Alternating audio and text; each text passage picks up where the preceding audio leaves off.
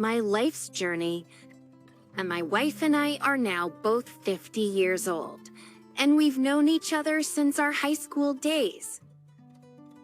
We tied the knot right after college. It took 6 years before we welcomed our first daughter, DD1, into the world, and another 2 years passed before our second daughter, DD2, arrived. During most of our marriage, my wife has been a stay-at-home mom. We faced some significant challenges when our daughters were young, which I initially attributed to the stresses of raising two adventurous kids and my demanding career that often kept me away from their family. However, things took a turn for the better when our youngest reached junior high. The constant battles ceased, and we began to spend more quality time together, both as a family and as a couple. In our intimate life, which had been virtually non-existent, blossomed into something even better than our early days of marriage. Honestly, for the past 7 or 8 years, I couldn't have been happier with the state of our relationship. And the positivity continued to grow. We began traveling, engaging in deep conversations, pursuing shared hobbies, and simply relishing each other's company. Regrettably, approximately a month ago, I was in the process of transferring files, including business documents and family photos, from my wife's old, long-unused computer. As I sifted through the photos, I stumbled upon 2 images that struck me as odd. In one, my wife was seen kissing a man I faintly recognized on the cheek at a party, while the other displayed her posing for a picture with the same individual in front of Rockefeller Plaza. Both pictures dated back to 1999. Although I was reasonably certain I had encountered this man before, I couldn't quite place him. Just as the apparent familiarity between them in the photos troubled me, as it seemed to imply a connection deeper than mere friendship. Consequently, I found myself ruminating over the situation for the next couple of weeks, resorting to online searches like how to determine if your spouse is cheating. As early in my research, I discovered the site forum community and delved into the wealth of information and shared experiences on their forum. I refrained from showing the photos to my wife. You see, our relationship had appeared rock solid at this stage, and I didn't want to come across as a paranoid or overly suspicious person. Moreover, I couldn't fathom the idea that she would ever be unfaithful. Nevertheless, the uncertainty began to gnaw at me. In response, I made the decision to download a keylogger to monitor my wife's activities on her computer. But to download a data recovery tool and embark on a search for any additional images on that old hard drive was a complete and utter nightmare. I discovered hundreds of photos, letters, and saved emails. It turned out she had been involved in a long-term affair with the man from those initial 2 pictures I stumbled upon. The new photos ranged from posted pictures of them together in New York to some of the most explicit and intimate images I had ever seen. She had engaged in sexual acts and experiences with him that we had never even discussed. But to make matters worse, many of these explicit images were unmistakably taken in our own bedroom. But the letters and emails contained even more distressing content. They were filled with declarations of "I love you," detailed plans for leaving both me and his betrayed spouse, and the cruel and disrespectful comments she had made about me. She critiqued my appearance, belittled me for not uncovering their affair, and criticized my performance in bed. But the letters even went so far as to compare his physical attributes as being larger, better, and harder than mine. The list of disparaging remarks seemed never-ending, and she even voiced complaints about my job, the very job that I had worked tirelessly at to support our family and which allowed her to be a stay-at-home parent for our children. Examining those photos and reading through all of those pages was an excruciating ordeal, but I forced myself to go through every single one. They are now etched into my memory. The photos span approximately 8 years based on the file dates, while the emails and letters covered a somewhat shorter period, with nothing documented after 2008. But over the past week, I've been immersing myself in this difficult situation. I haven't broached the subject with her yet, but I'm fairly certain she can sense that something is amiss. At this point, I find it challenging to even be in the same room as her. Her evident concern is evident as she frequently inquires about my well-being and if there's anything I need. So the pressing question on my mind is, what's the next step? Should I confront her with all this compelling evidence, consult with a lawyer first, or consider leaving? The status of her current involvement in the affair remains unclear to me. I'm feeling lost, perpetually dizzy, and constantly nauseated at this juncture, as if I can't discern which way is up. I'm grappling with the idea of whether I can ever overcome this, but I can't envision my life and future without her. And then there's the concern about my daughters. I don't want to cause them any pain by disrupting the family unit. It all feels surreal because just a month ago I would have confidently declared that I had the most extraordinary relationship and a profoundly loving wife on the planet. I'm profoundly grateful to all of you who've taken the time to provide such prompt responses. I'll address a few questions before heading to bed. I'm not familiar with the other man. He seems vaguely familiar, but I haven't seen him recently. I plan to go through our high school and college yearbooks to see if he might be an old classmate.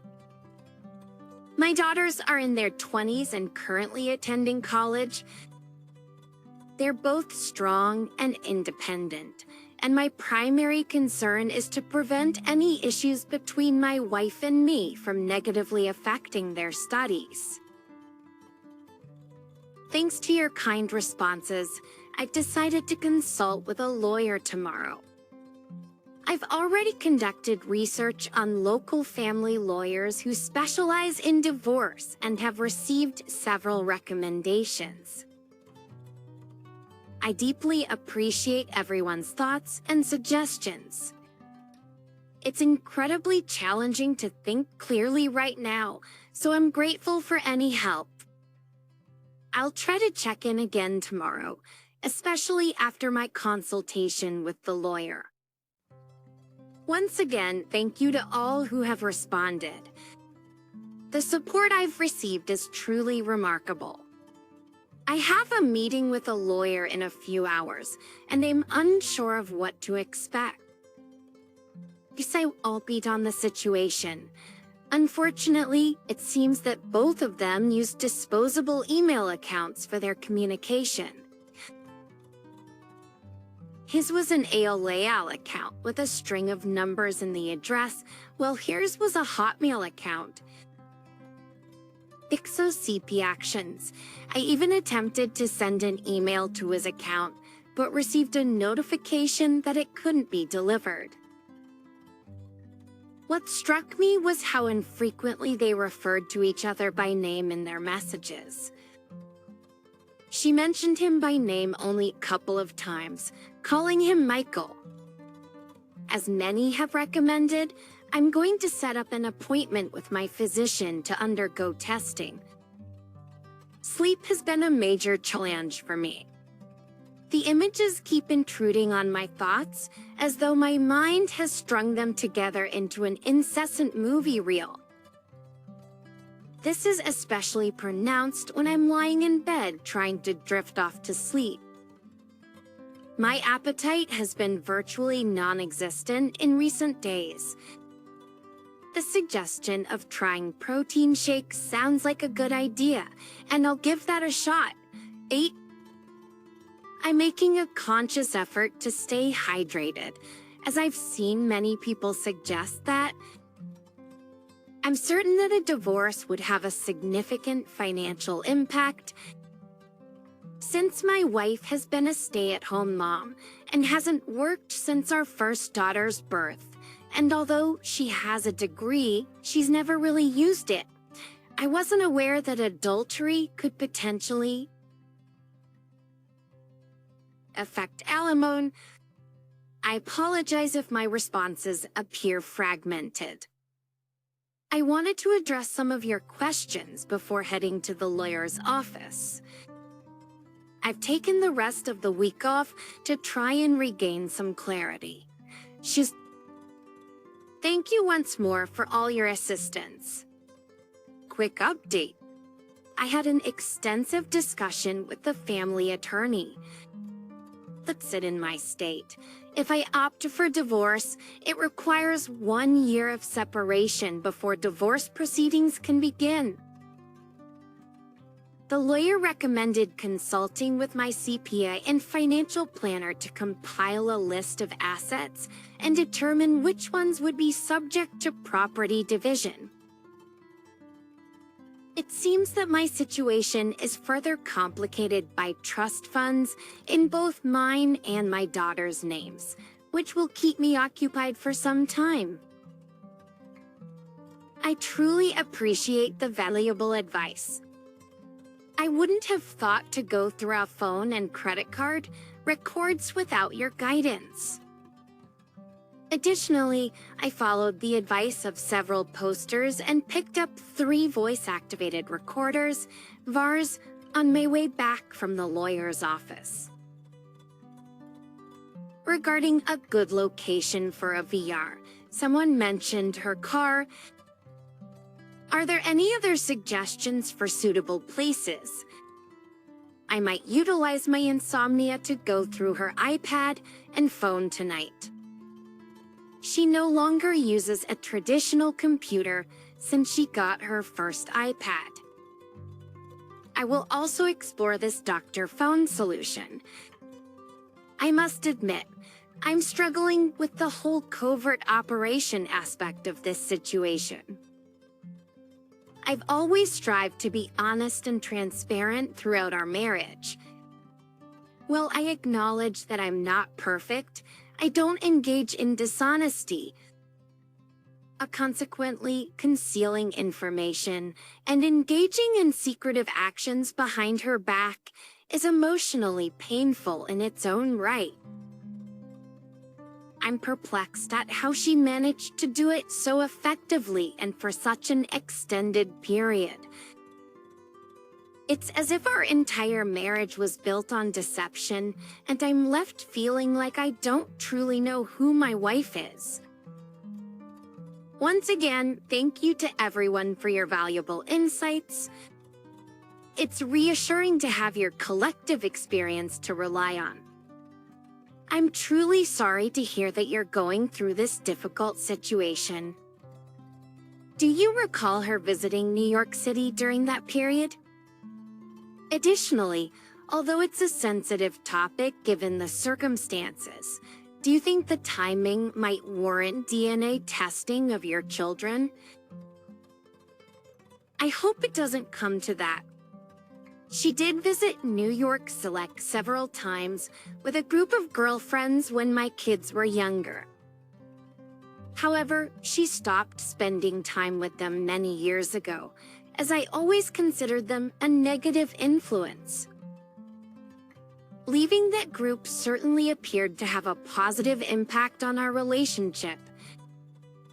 We can both sense that something is amiss. She informed her that I'm feeling terrible and that I'll be sleeping in the guest room.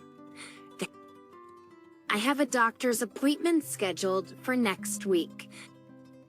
Last night, while she was asleep, I decided to go through her phone and iPad. We both know each other's passwords, so it wasn't challenging to access them. But to my relief, I didn't come across anything incriminating. No strange emails, contacts, or text messages.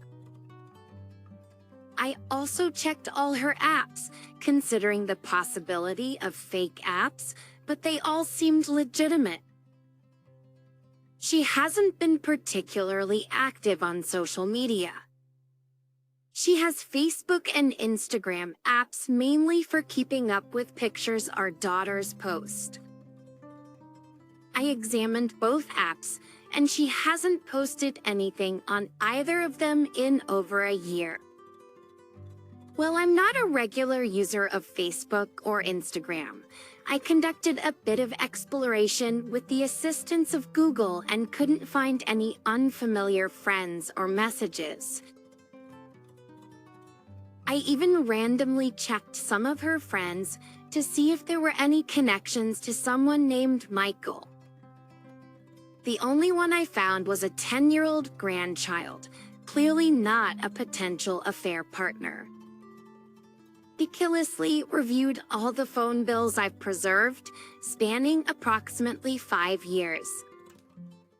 The vast majority of calls were to me, our daughters, and 2 local friends, with consistent call frequency. Every now and then, I spotted unfamiliar numbers, but none of them seemed to reoccur. In fact, I took the initiative to call a couple of those numbers, and they turned out to be disconnected. I discreetly placed the voice-activated recorders last night, and I'll be examining them tomorrow night, once she falls asleep. I suppose one small advantage of not sleeping is having this opportunity.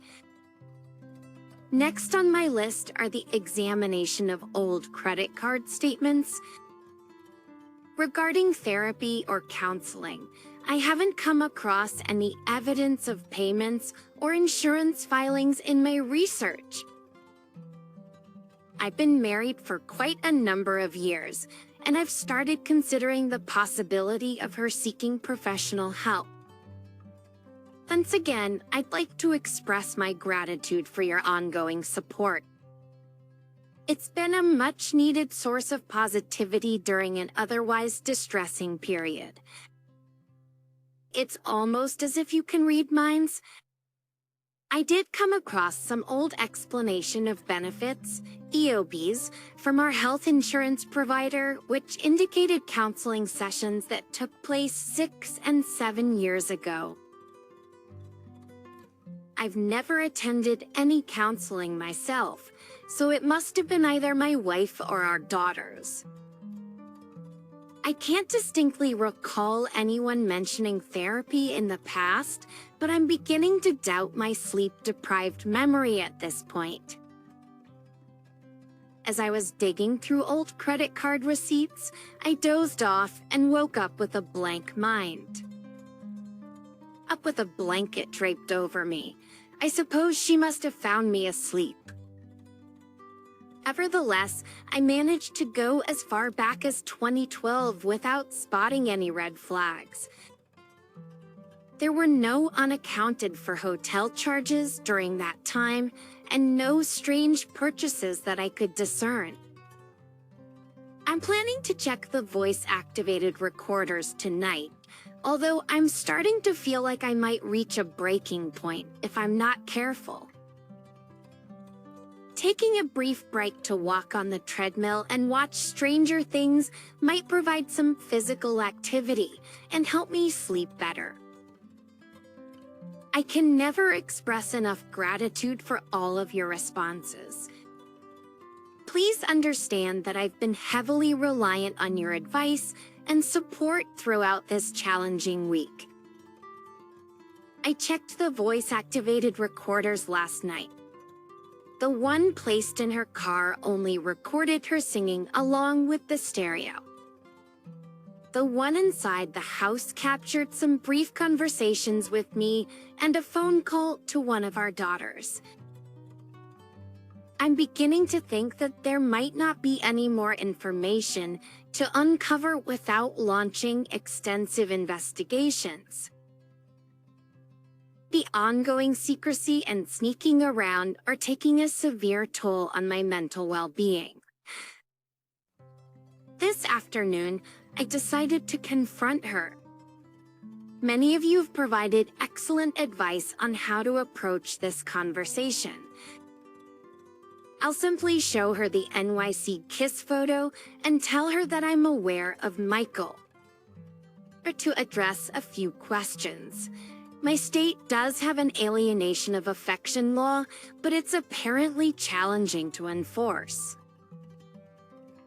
According to my lawyer, adultery can indeed impact alimony payments, but the lawyer is confident that the evidence I currently possess would be sufficient to strengthen my settlement. I had conversations with my CPA and financial planner on the phone yesterday, and both of them concurred with the lawyer's assessment that the trust funds would not be subject to division as part of our assets. Before I have the conversation with her, I'm planning to take a walk around our property. I've been neglecting things over the past few weeks, and I want to check on the condition of our grounds and our animals. Hopefully this will help clear my mind and put me in a better mental state. Once again, I want to express my gratitude to everyone. I'll attempt to provide an update later. I informed her that we needed to have a serious conversation. We sat down at the kitchen table and I presented her with the kiss photo. I said, I know about Michael, but I want to hear everything from you, the unvarnished truth. Her initial reaction was one of surprise upon seeing the photo. However, she soon slumped into her seat and expressed deep remorse. A few moments later, she went to her bedroom and returned with an envelope, explaining that it contained the writings she composed during therapy, and that she might need them to help recall things. They first crossed paths in January 1999 at our church's Mother's Morning Out program. Ism's daughter was the same age as Dee Dee, and they happened to be in the same class. Ism was a stay-at-home dad. Bring to her, they instantly clicked, and their connection deepened significantly over the next 6 months. They conversed about their family lives, expressed dissatisfaction with their partners, and exchanged anecdotes about their children. Their first intimate encounter occurred during the summer. They arranged for childcare 3 days a week and utilized the ensuing 3 hours of free time for their intimate encounters. These encounters took place in various settings, including inside their cars, our homes, and even the church basement. During that winter, Her friends at the time, who were aware of and supportive of the affair, schemed to organize a girls' weekend in New York City as a pretext for a romantic getaway for her and Owen. It was during this trip that the first two photos were taken. They repeated this scenario with a few more out-of-town excursions, always disguising them as girls' weekends. When second daughter was in kindergarten, their daily intimate encounters gave them the chance to explore a wide range of positions and fetishes. They were open to exploring virtually every possibility, and she deserves credit for her unfiltered honesty when sharing the details of their adventures, which included activities such as BDSM,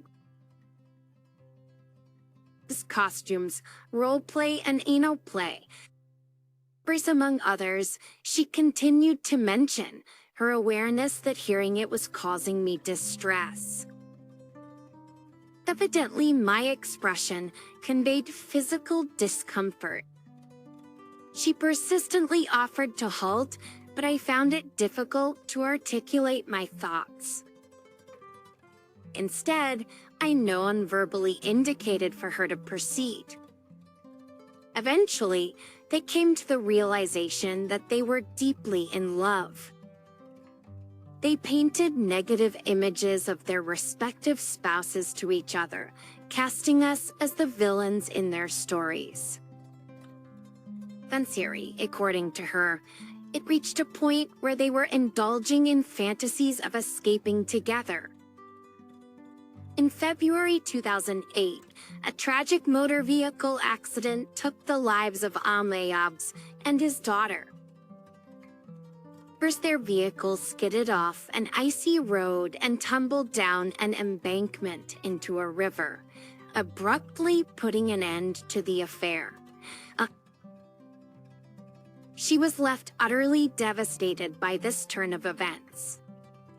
As a side note, I do recall her experiencing significant emotional turmoil, significant emotional distress during this time. She confided in me that one of her college friends had passed away, and she was struggling to cope with the loss. Subsequently, she sought therapy to help her navigate the difficult period. Evidently, it took her a year of therapy to come to terms with the aftermath of her affair. It was during this time that she gradually realized the devastating impact it had on her family over those 9 years, leading to a profound self-loathing. But in an effort to turn her life around, she distanced herself from her old toxic circle of friends. Just over the course of the next 2.5 years, she attended therapy sessions weekly. Her therapist apparently guided her through exercises that involved contemplating how she would feel if she were to discover I had engaged in similar actions, prompting her to visualize me actually partaking in those actions. She was also encouraged to document every detail of what transpired during the affair, which was likely contained in the envelope. It appears that her therapist recommended a course of action that involved not confessing to me, but rather focusing on repairing our marriage and becoming the wife and mother she should have been. During the years she took away from our family, the therapist's advice seemed to revolve around her accepting the responsibility and working on her personal growth. She concluded by acknowledging that she understood there was no way she could ever fully atone for her actions. However, she emphasized that she had now dedicated her life to our family and me. Following her heartfelt confession, we sat in silence, simply gazing at each other for a considerable amount of time. When I eventually found my voice, I inquired why she had made the choices she did. Her response was candid. She admitted that her actions stemmed from selfish desires. She craved the attention and excitement that the affair provided. That the forbidden nature of it all made it far more exhilarating than our ordinary everyday life, allowing her to escape into a fantasy world. She revealed that her family had always placed immense pressure on her to be perfect and follow a straight and narrow path, with no room for rebellion. Somehow the affair represented an opportunity for her to break free from those constraints. However, the hurtful content she had written became too much to bear. Until that point, she had maintained her composure fairly well, with a few tears, but no outright crying. However, when she read the emails, she broke down into uncontrollable sobs, the kind of heartbreaking wailing you might read about in stories. I sat there, stunned into silence, I suppose. After some time, I led her into our family room and gently placed her on the couch. She remained largely non-responsive for over an hour. But hey, Willie, when she finally regained her composure, she confessed that it was physically painful for her to imagine me reading those words. She understood the agony she had caused and expressed the urge to scream. She also realized why I had seemed so unwell in the past week. Then she managed a faint smile and said, "At least you don't have cancer." Evidently, that had been her underlying worry throughout the week. She handed me an envelope containing all the writings from our therapy sessions, offering to let me read them at my own pace. Then she inquired whether I wanted her to leave. I explained that I needed some time apart to process everything. She appeared saddened but agreed to pack her things and visit her sister, who was aware of the affair. Her sister graciously welcomed her for as long as necessary, being a widowed parent with grown children. I assisted her in packing the car, and off she went. Being alone in our house felt strangely serene. Thank you for being there to listen. I'm going to take a brief respite from all of this and indulge in some mindless football watching. It seems like a welcome distraction. Part 2. Greetings to all. I've returned tonight and have been truly touched by the incredible care and concern you've shown. I extend my heartfelt gratitude. Just with the approaching holiday, circumstances have necessitated that I share some essential information with my daughters. I provided them with a simplified version of the situation, excluding explicit details, and informed them that our usual Thanksgiving family gathering has regrettably been called off. Their reactions were a mix of surprise and frustration. My second daughter vaguely recalls the daughter of old memories from their elementary school days, but has limited recollection of OM himself. And my estranged spouse, referred to as wayward wife, reached out today through multiple calls and texts. I initially chose to disregard the first few attempts, but eventually responded, requesting a period of no contact. I find myself in dire need of some time to contemplate the direction I want to take in my life. I concur with those who advise seeking individual counseling. Being an engineer, my natural inclination is to approach situations in a methodical or systematic manner, which works effectively in my professional realm where I address issues with efficiency. However, I've come to recognize that this approach may not always be as successful in dealing with matters of the heart. Engaging with an objective third party could be beneficial. Exponential engaging with an objective professional to exchange ideas appears to be a prudent step. One of the other bedrooms will become the new master, I suppose. Particularly in the near future, I'm considering having my estranged spouse, referred to as WW, relocate her belongings from the house. I believe that this separation will be crucial for my mental well-being over the next several months. At least, it's remarkable how much more peaceful my mind has become since her departure. In fact, I slept for a solid 10 hours last night, a feat I haven't achieved since my teenage years. My appetite still hasn't fully returned, but I suspect protein bars will keep me going. Many have inquired whether I believe she would still be with Sam had he not passed away. I can't say for certain, and I would guess she doesn't have a definitive answer either. Life took unexpected turns around us. Frankly, I don't particularly care about that aspect at this point.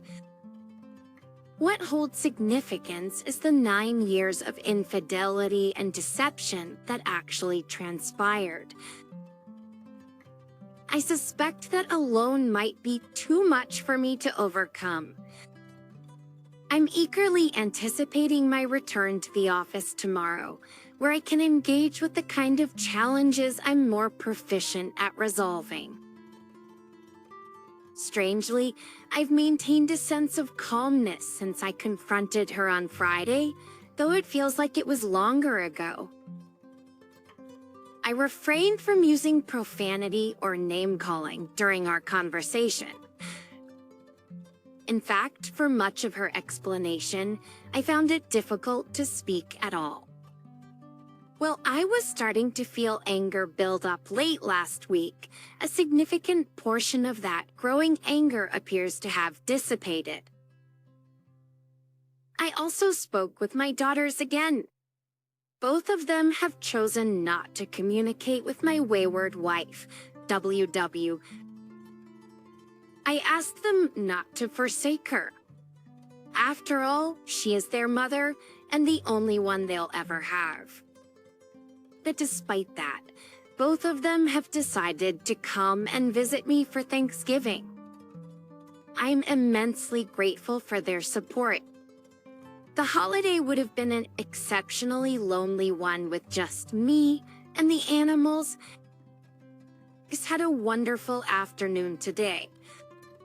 Spent some quality time with an older neighbor, tinkering on his collection of antique cars. We may not engage in much conversation, but there's a profound comfort in simply sharing the garage with someone, both of us turning wrenches. Addressing the question about my sister-in-law's awareness of the affair, my wayward wife mentioned that she confided in Sale several years after Ohm's passing. However, she has not divulged the situation to her parents. W has taken steps to disassociate herself from the detrimental friend group that facilitated the affair. I am confirming that she no longer maintains contact with those individuals. Someone brought up a crucial point indirectly.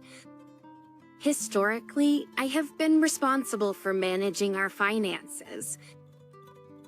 If you had asked me last month, I would have confidently stated that my wife wouldn't even know where I kept our financial records. Now I am uncertain about what to believe. While my business accounts, Most of our family accounts and all our properties are solely in my name and beyond manipulation. We do share joint checking and money market accounts for daily expenses, as well as 2 credit card accounts. Should I consider taking any action with these shared accounts, perhaps limiting her access in some way? I assume there are legal constraints to consider. My primary goal is to safeguard against financial instability, reckless spending as a form of retail therapy, or even any potential for revenge, though I believe the latter is unlikely. I plan to consult with a lawyer and financial planner on Monday to seek their recommendations. I assume that the formal separation process will address these concerns. I understand that I haven't been able to respond to all the thoughtful questions you've posed. Realistically, it's a challenging task to address each one. I want everyone to know that I'm reading your comments and benefiting from the collective wisdom and experiences shared here. I've also been perusing other distressing stories on this platform, and it's been enlightening to realize, as many of you have pointed out, that my situation isn't unique. It's reassuring to witness betrayed spouses who, regardless of choosing divorce or reconciliation, find happiness in the years that follow.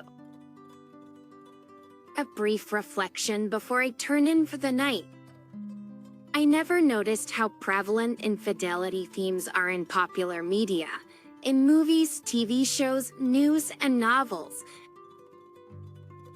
I attempted to watch some television tonight, and it felt like every show revolved around some form of extramarital activity.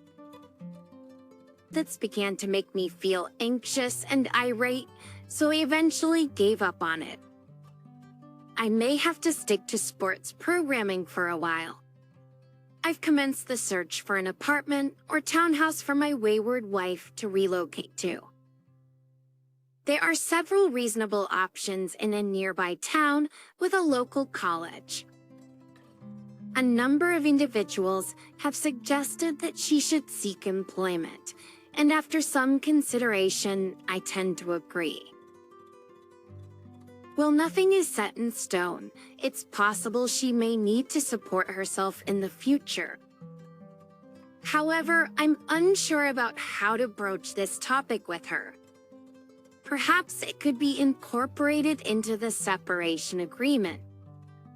I suppose that's another question I'll need to discuss with the lawyer tomorrow. I'm currently at work, so this will be brief. I've never been one to be deeply in touch with my emotions. I tend to be reserved and quite uncomfortable when it comes to opening up about my feelings. I suspect that my instinct to fix things is a default mode for my problem-solving subconscious, a way to compartmentalize the terrible emotions of last week. I'm planning to ask for recommendations on therapists, although I don't envy the one I choose. I'm aware that I might not be the easiest patient to work with. It's important to note that I haven't made a decision to pursue divorce. But to the extended separation period required by my state before divorce, I want to initiate the process early. From what I understand, being separated doesn't commit me to any specific choice. In my profession, preparing for multiple outcomes without restricting options is the norm. It might seem overly analytical, but that's how my mind operates. As on a different note, I don't quite understand why people feel the need to emphasize how hopeless Ayo's situation is if he even harbors the slightest inclination to reconcile or to castigate his wife. be or paint his situation in the bleakest of terms regarding the affair. I suppose these individuals might not recall the case of Swo. Well, he did eventually choose to divorce his wife after trying reconciliation. However, she posted on the forum for wayward individuals, and her remorse and dedication seemed unquestionable. Even after their divorce, they remained close, and I wouldn't be surprised if they found a way to rebuild their lives in harmony. Both of them managed to survive infidelity. There's another member here who is a regular and highly esteemed contributor. Despite his wife's hurtful actions, he appears to be slowly mending his marriage. Them Tixiers, it's undoubtedly a challenging journey, but I recall him sharing that he doesn't regret the effort he's invested. And then there's a member whose username pretty much sums it up. He's an incredibly compassionate individual who plays a crucial role as a moderator and contributor on this platform. His wife hosts the fun and games section and is a guiding light in the Wayward Forum, arguably the bravest of all the forums here on Psy. That's a couple I'd certainly like to meet at a get-together. I won't even bring up the founding couple of this site, a couple who successfully reconciled. And I won't suggest that the skeptics should explore the Wayward Forum, where they can find courageous members who once engaged in immoral actions believed they could never be forgiven, and they couldn't change. These very members are now guiding new posters who might be even more emotionally troubled than those in jail. Please, if you visit the Wayward Forum, just read and refrain from posting. I can easily name about 10 more individuals with situations that were incredibly challenging. Some of them managed to reconcile, while others chose to divorce. Yet all of them endured the pain of infidelity. Activate, right? Whether you decide to pursue reconciliation or opt for divorce is entirely up to you. Both options are open to you, and at this stage, it might be too early to fully commit to one path or the other. Take your time to discover what's best for you. People have divorced in circumstances less challenging than what you are going through, and others have successfully reconciled despite facing what might seem like more daunting obstacles. What we think of your situation isn't relevant. What matters is what you want, what you're willing to do, and your plan to achieve your goals. I want to express my gratitude to everyone. I'm sorry if my story has caused distress or discord on the GFO forum. I genuinely appreciate each contributor taking the time to read about my situation and share their thoughts. Today turned out to be a remarkably productive day at the office. Maybe it's a form of escapism, but it felt comforting to address challenges within my field of expertise.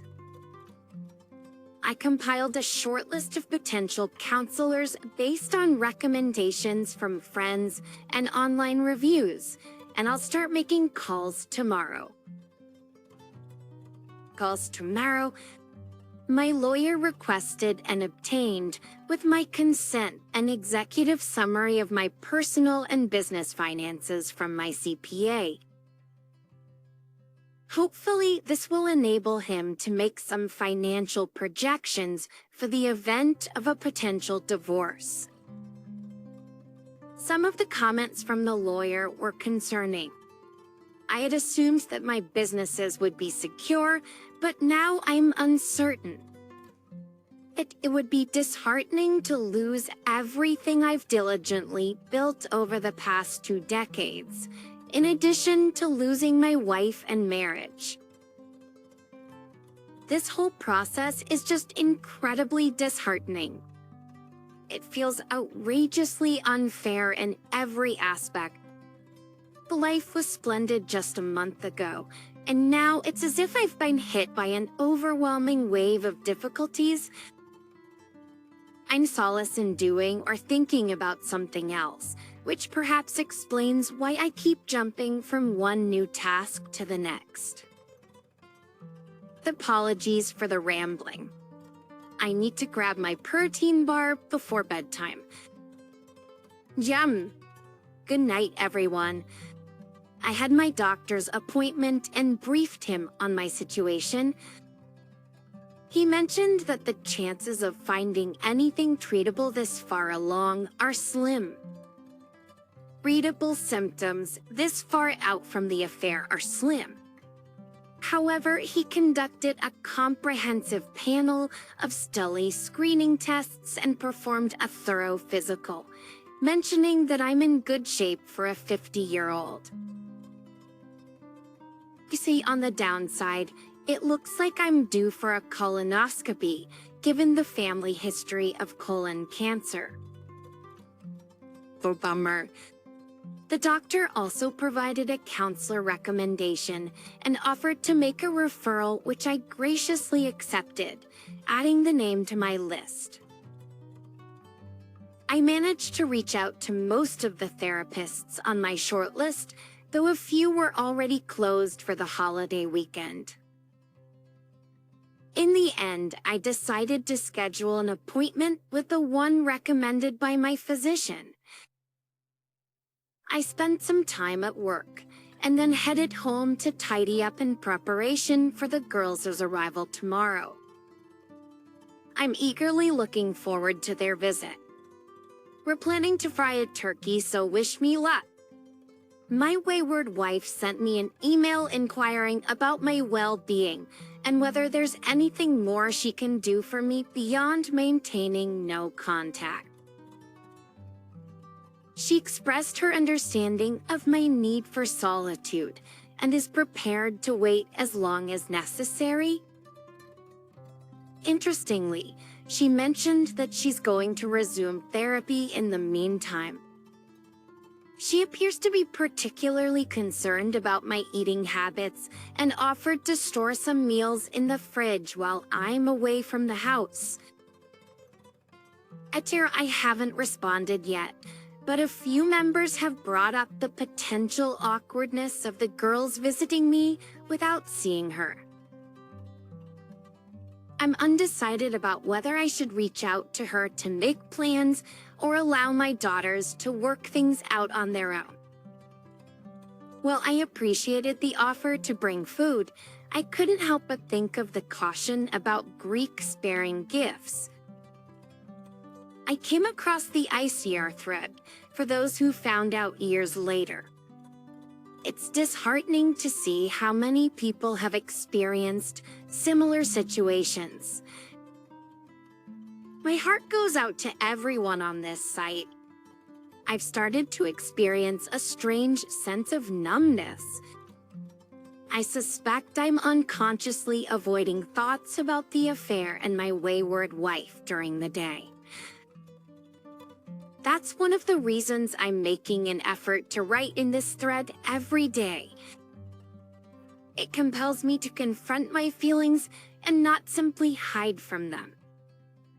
It's therapeutic for sure. I hope I can maintain my composure while the girls are visiting. Hello, everyone. Happy Thanksgiving Eve. My daughters arrived safely.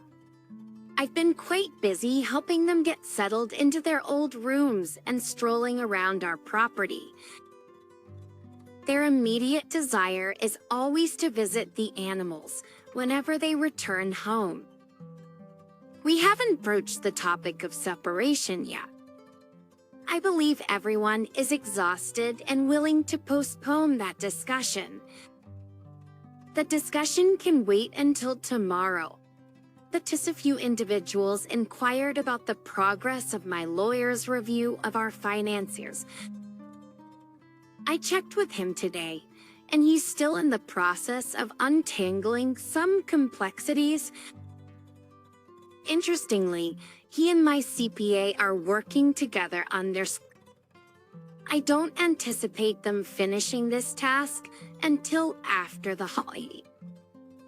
As per the regulations in my state, my wayward wife and I have been considered separated since she left the house. Fictionally speaking, no legal documentation is necessary. However, I informed the lawyer of my intention to move forward with a separation agreement and property settlement papers. Addressing and formalizing these matters early carries two potential advantages. As many people have pointed out, my wayward wife may be more cooperative at this stage. More importantly, settling these issues will enable me to concentrate on the relationship and decide where I want it to go. If an out-of-court settlement is reached, it will be legally binding and won't need to be revisited if we opt for divorce in the future. The engineer in me insists on solving one problem before moving on to the next. Oh, I believe Western asked about my location on the East Coast. I'm situated in the Mid-Atlantic region, nestled in the Appalachian foothills. Time for bed. The turkey is defrosting and the fire extinguishers are at the ready.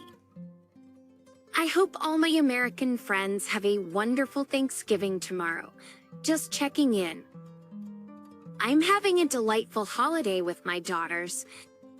The turkey frying was a success. I enjoyed my first real meal in a week yesterday.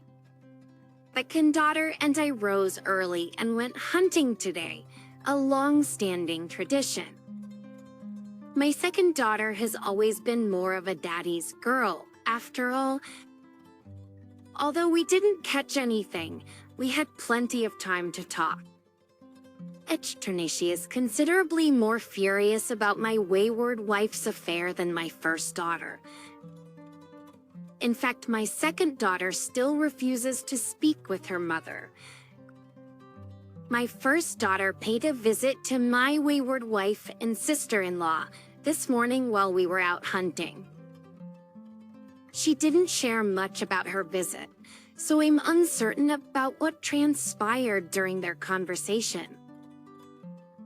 The girls have plans to return and spend the week between Christmas and New Year's with me, which is a relief. I was dreading the idea of being alone during that time period. I truly cherish their company. We wrapped up the evening by watching A Christmas Story and Elf together. My first daughter is heading back home tomorrow, but my second daughter will be staying until Sunday. I'm hoping to receive some feedback from the lawyer early next week. However, I'll be traveling for business during the latter half of the week, so I won't be able to meet with him after Tuesday. I hope everyone had a wonderful Thanksgiving. Preserving family traditions is undeniably important, and I'm impressed that you've managed to keep them alive with your daughters even during these challenging times. It's heartening to hear that you're enjoying yourself. You raise a valid point. If you attend church on Sunday and your wayward wife is absent again, people may begin to wonder. I bring this up so that you can be ready to respond in a manner that suits you. Take care. That's a good question. I'm considering sending her an email to inquire about which service she plans to attend so that I can choose the other one. Attending different services may help avoid too many questions if one of us is missing. My second daughter left for school this afternoon, and it does feel a bit lonely now that they're both gone. However, the winter break is just a month away, and they'll be visiting again. Weston, I did send an email to my wayward wife, and we've agreed to attend different church services for the time being. She was cooperative about this arrangement. My first daughter is quite upset with my wayward wife. Although she's a bit less emotional than my second daughter, she displays more maturity. It seems she wanted more information than I was willing to provide and reached out to my wayward wife directly. The details of their conversation are between them, and we didn't discuss it. Nevertheless, in her own way, my first daughter has been just as supportive as my second daughter. While I hold the minister in the highest regard, I'm not inclined to discuss my wayward wife's affair with him. Reflections, I'm uncertain if he could maintain complete objectivity given his familiarity with both of us. Actually, as keepo consistory, I have an appointment with a therapist recommended by my physician scheduled for 1 week from this coming Monday. Unfortunately, I couldn't arrange it for this week due to a business trip.